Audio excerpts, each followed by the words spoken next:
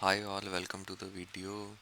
In the last couple of video series, we basically looked at uh, what are the different data structures in R, how you can store data within various elements in R, what is a for loop, how you can iterate use a for loop to do certain operations. We also looked at how to work with functions, and the last two videos were dedicated to using dplyr for data manipulation using a working example. We also saw how to create frequency profiling using dplyr. In this video we'll be basically talking about a use case or a case study where we'll try to analyze the voting pattern for the Obamacare bill. So this particular bill was brought up in 2010 by the Obama administration, and it basically represents how many Democrats and Republicans voted for or against the bill, and what was the district structure of each member. So let's quickly go to that. The Obamacare or insurance vote data set is present in stats2 data library, so we'll just use this to invoke that particular data.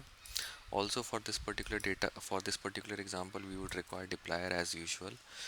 So I will invoke the insurance vote data using this particular statement, and then I will store it into df. Now let's look at some of the basic compositions of a data frame.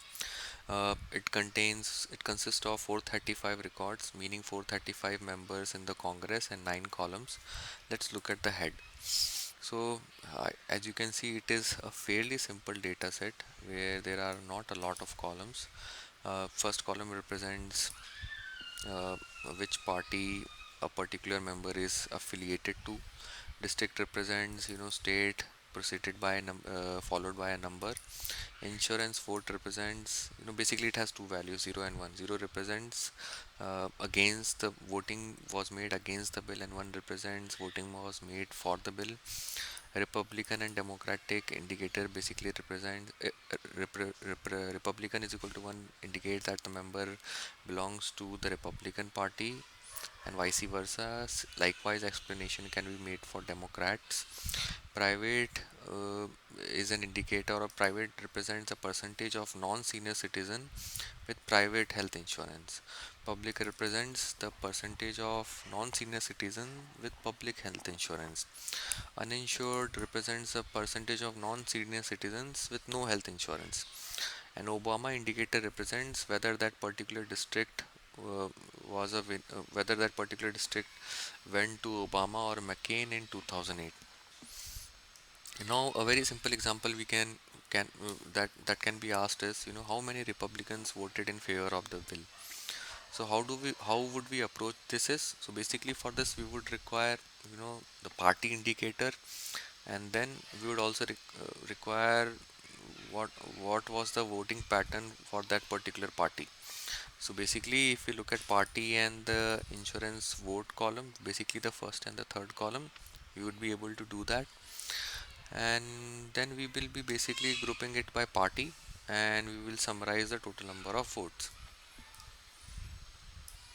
And not surprisingly, only one member voted in favor of the bill. Now if I have to look at bit amongst Republican and Democrats, how many members voted in favor of the bill and how many voted against the bill. So how we can do that? Basically again we would require the same columns, and I will try to group them by the same indicators, and I will try to count I will basically try to create the count of bill using total votes. So as you can see, there are two entries for Democrats which represents for and against the bill, two entries for Republican which indicates for and against the bill, and for Democrats most of the members voted for the bill, and for Republicans most voted against the bill.